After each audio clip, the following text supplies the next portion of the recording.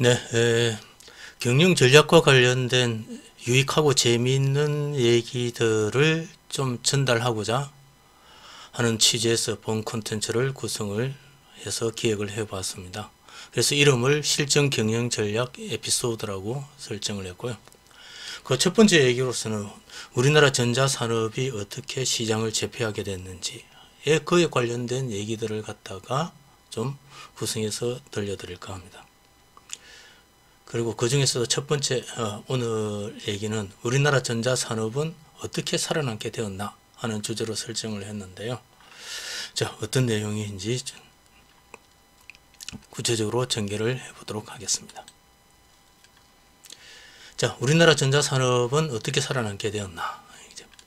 전기에 앞서 가지고 우리나라 전자산업이 오늘날 세계 시장을 제패하게 된 데는 수많은 사람들의 노력 그리고 수많은 사실들이 결합된 종합적인 결과물일 것입니다. 그 중에서 제가 알거나 접한 것은 그 중에 극히 일부분이고, 그럼에도 불구하고 그 일부를 정리하여 알리려는 것은 그러한 일부라도 전달이 좀 필요한 게 아닌가 하는 그렇게 느꼈기 때문입니다. 우리가 실패하는 경우 왜 실패했는지를 살펴보는 것도 중요하듯이 성공한 경우도 어떻게 성공하였는지를 살펴보는 것도 후일을 위해서 중요하다고 생각합니다. 삼성전자나 LG전자 등의 사사 등에서 회사 공식적인 차원에서 정리한 내용도 많이 있을 테지만 본 에피소드는 제 개인 차원에서 알고 있는 내용을 중심으로 전개해 나가고자 합니다. 따라서 개인의 기억에 의존하는 부분이 많아 검증되지 않은 사항도 있을 수 있고 개인적인 의견도 다소 담겨져 있을 수 있습니다.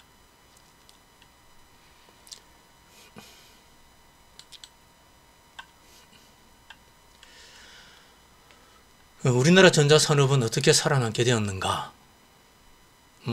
살아남게 되었기 때문에 오늘날 세계를 제패하게 되었는데, 세계 전자시장을 장악하게 되었는데, 이 주제는 다르게 표현한다면 일본은 전성기 때 왜 우리나라 전자산업을 개멸시키지 못했나 하는 얘기로 전환해서 바꿔서 얘기를 해볼 수가 있을 겁니다. 왜 일본은 전성기 때 전 세계 시장에 거의 가전 시장을 갖다가 초토화시키다시피 하였는데 왜 우리나라 시장은 살려두었을까? 그 얘기를 좀 전개해 보고자 합니다. 1970년대부터 시작해 가지고 주로 1980년대, 90년대가 주가 되겠는데 2000년대, 길게는 2000년대 초중반까지 일본 전자산업의 전성기라고 볼 수가 있겠죠. 세계적인 많은 일본 전자기업들이 탄생을 했습니다. 소니, 히다치, 도시바, 산요, 샤포, 파나소닉, 파이오니어, 후지츠, 내셔널, JVC, 미쯔비시, NEC, 카시오 등. 이런 일본 전자업체들이 전 세계 시장에 등장해서 세계 시장을 제패하면서 미국과 유럽의 전자업체들은 도산하거나 사업을 한정된 분야로 축소할 수밖에 없게 됩니다.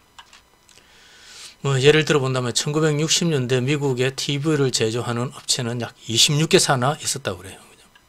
근데 거의 다 폐망하고 제일 마지막까지 남아있었던 게 RCA, 남아있었던 회사 중에서 RCA가 1988년에 프랑스 톰슨사에 매각이 되었습니다. 그리고 제일 마지막에까지 남아있은 것은 제니스사인데 1995년에 우리나라 LG사에 매각이 되었고, 매각 이후에 4년 이후에는 제니스라는 상표가 없어지게 됐죠. 그죠?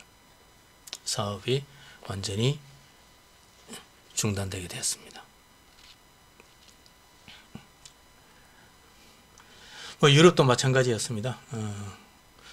한 가지 예로 본다면 필립스가 오늘날은 우리가 면도기 회사로서 질레트와 같이 세계 시장을 아직까지는 면도기 시장 부분에서는 장악을 하고 있는데, 원래는 종합 가전 메이커였습니다. 거의 웬만한 전자제품은 가전제품은 다 만들어내는 그런 상황이었죠. 근데 거의 다 철수하고 지금은 주로 면도기 제품만 명맥을 유지하는 그런 상황이 됐습니다. 그죠?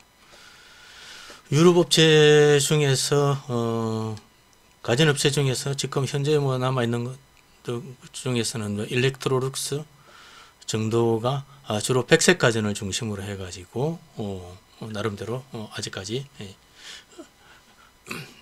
시장을 어느 정도 유지를 해 나가고 있는 상황입니다. 가전업체에서는 주로 백색 가전 하면은 전기 제품을 이야기를 업계용으로서 많이 사용을 했었습니다. 백색 가전 하면은 이제 냉장고, 세탁기 이는 주로 실질적으로는 전기 제품이죠. 전자 제품이라기보다는 전기 제품에 가까운 것들. 밥솥, 밥통, 청소기. 거기에 비해서 이제 백색 가전이란 말은 백색 가전은 이제 전자 제품에 상응되는 개념에서 백색 가전이라고 많이 했었고, 전자 제품은 TV 이런 것들은 그야말로 이제 주로 검은색으로 많이 돼가지고 출시가 되는 경우가 많았기 때문에 거기에 상응되는 제품으로서 냉장고, 세탁기 같은 경우는 주로 흰색으로 출시되는 게 많아서 백색 가전이라는 명칭이 붙여지게 된 것입니다. 일본 전자 그러면 이렇게 미국과 유럽의 전자업체들은 일본의 공격에 의해 가지고 거의 도산하거나 사업을 한정된 분야로 축소하게 되었는데 사실은 거의 없어지다시피 했죠. 이런 일본 전자 산업의 공세에도 한국 시장이 어떻게 해서 살아남은 건가? 한국 기업의 생존 근거는 무엇이었는가? 그런 걸 갖다가 제 나름대로는 여기에 한 두 가지 이유로서 한번 얘기를 전개해 보고자 합니다. 첫 번째는 한국 가전 시장의 유통 구조, 두 번째는 AS 체계. 그런데 오늘은 그 첫 번째인 한국 가전 시장의 유통 구조가 우리나라 가전업체가 살아남는데 기여를 한 측면을 한번 살펴보도록 하겠습니다. 한국의 가전제품 유통 구조는 단독 대리점 유통 체계입니다. 한번 일본, 미국, 유럽의 가전제품 유통 구조하고 한번 비교를 해보면은, 자, 제조업체가 있고 유통업체가 있으면은, 일본, 미국, 유럽 같은 경우에는 제조업체에서 제조를 해가지고 유통업체에다가 이렇게 넘겨주는데, 대부분 유통업체는 전체적으로 어떤 특정 업체하고 단독 계약이 아니라 모든 기업들하고 같이 그냥 계약 관계로서 여러 가지 제품을 갖다가 구매를 해서 소비자들한테 판매를 하는 형태였습니다. 자, 오늘날 본다면은 우리가 하이마트나 전자랜드 이런 것들이 전자랜드 가면은 삼성, LG 일본 업체 해서 모조리 다 팔고 있으니까 그런 것들이 이 선진국 미국, 유럽, 일본 같은 경우에는 그런 유통 구조를 갖다가 유통업체들이 원래부터 갖추고 있었던 거죠. 일본에서는 우리나라 말도 그렇습니다. 일본에서는 주로 양판점이라는 용어를 즐겨 사용했었습니다. 양판점에 가면 소니, 히다치, 파나소닉 할 것 없이 일본의 여러 브랜드들이 다 한꺼번에 전시가 되어 있어 가지고 소비자들이 상호 비교하면서 제품을 갖다가 구매할 수 있는 그런 상황으로 되어 있었죠. 이런 어떻게 보면 좀 선진화된 유통 구조라고 볼 수가 있겠습니다. 그에 반해서 우리나라 가전제품의 유통 구조는 어떻게 되어 있냐? 제조업체가 있고 유통업체가 있으면은 각 제조업체하고 유통업체하고 단독 대리점 관계로서 되어 있습니다. 그래서 금성사, 그 당시 금성사 대리점은 금성사 대리점 가면은 금성사 제품만 있고, 삼성전자 대리점에 가면 삼성전자 제품만 있고, 대우전자 대리점에 가면은 대우전자 제품만 전시가 되어 있었습니다. 그죠? 이걸 단독 대리점 유통 채널이라고 하는 겁니다. 지금도 상당 부분은 이 부분이 유지가 되고 있는 부분이 있죠. 그죠? 물론 이름은 바뀌었습니다. 뭐 LG는 LG 베스트 샵, 삼성전자는 삼성전자 디지털 플라자 뭐 이런 식으로 됐고, 대우전자는 그 사업을 망해서 지금 없어져 버렸죠. 이런 각 가전 유통 대리점이 각 사별로 전국에 한 500개 정도씩 있었습니다. 500개 정도. 전국으로 따지면 한 1,500개 정도가 되었죠.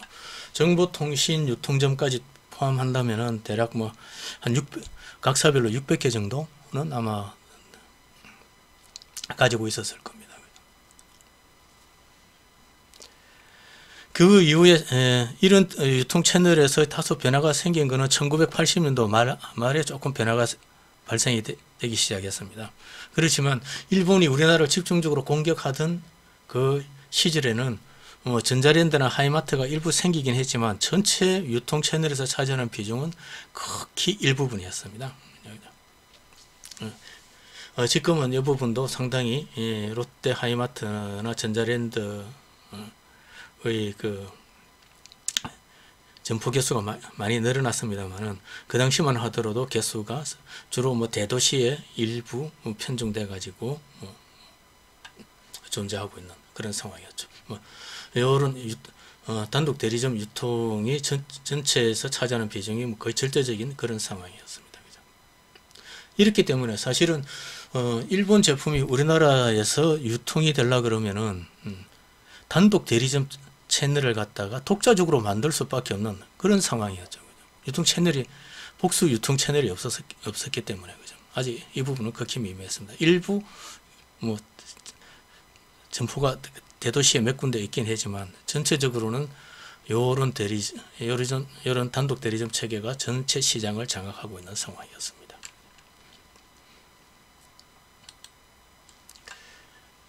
이런 한국 가전제품 유통 구조가 어떤 의미와 역할을 했나 하는 측면을 갖다가 지금 한번 되돌이켜 본다면은 일본 제품의 한국 진출이 방패막이가 됐다는 거죠.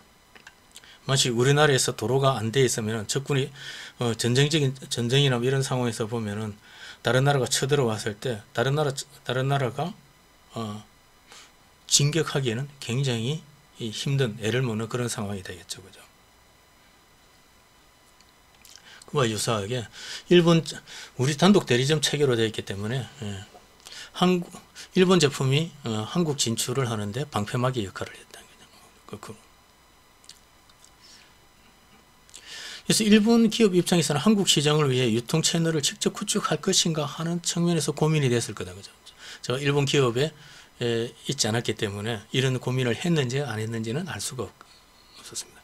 그러나 어쨌든 이렇게 앞에와 같은 단독 유통 채널이 있기 때문에 한국 시장에 일본 기업들이 대규모로 유통을 시키는 것은 굉장히 힘든 상황이 됐죠.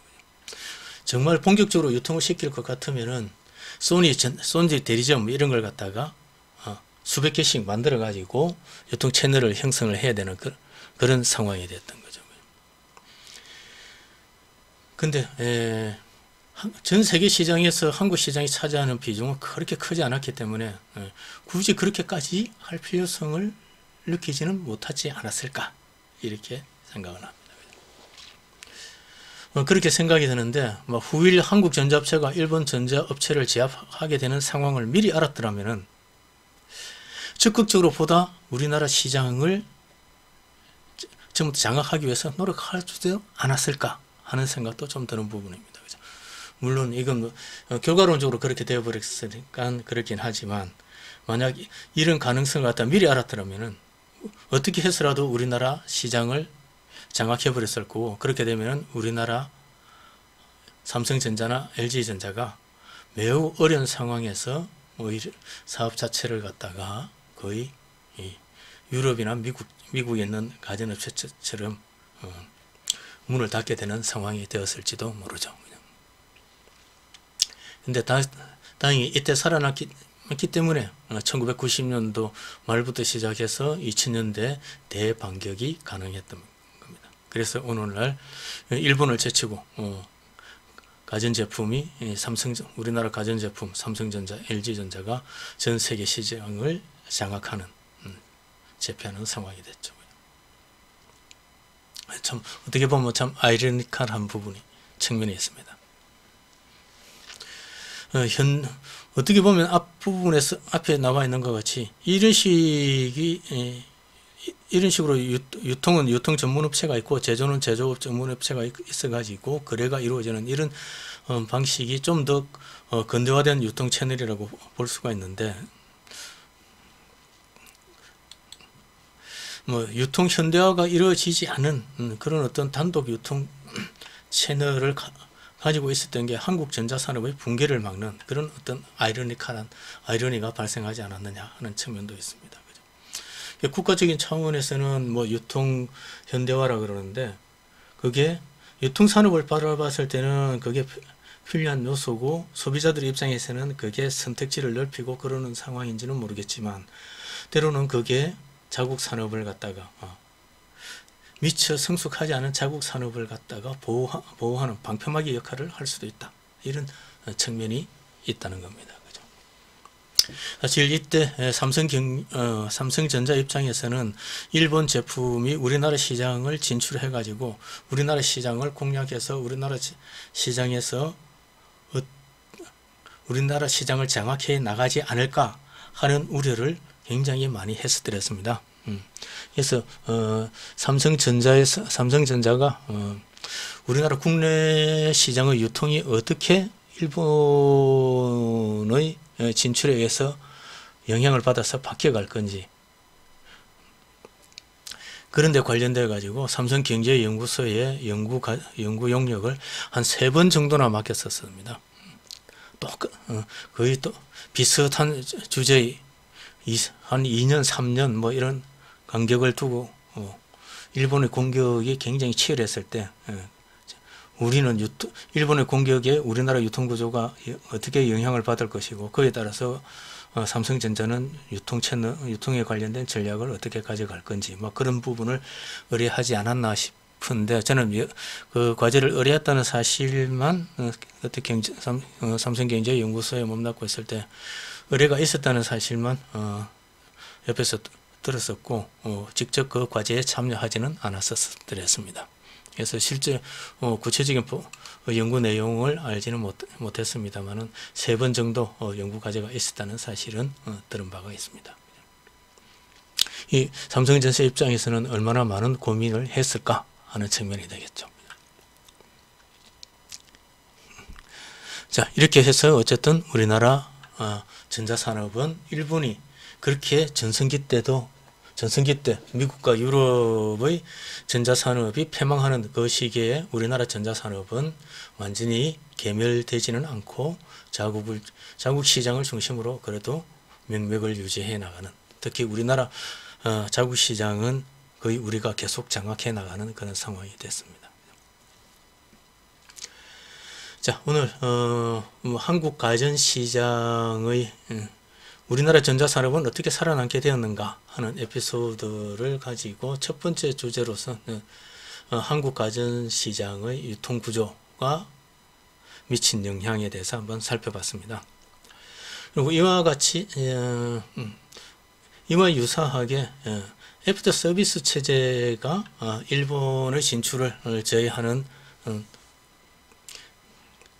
데 영향을 미쳤는데, 뭐 일본하고 상호 연계성이 있는 내용이기도 합니다. 상호 연결되는 측면이 있는 측면이기도 한데, 어쨌든 이것과 연계해 가지고 우리나라 AS 체계가 일본의 전자산업이 우리나라를 장악하는데 다소 또 하나의 방패막이가 됐었습니다. 그 내용을 다음 에피소드에 한번 정리를 해서 전개를 해볼까 합니다. 네, 그럼 다음 에피소드에서 만나 뵙도록 하겠습니다. 감사합니다.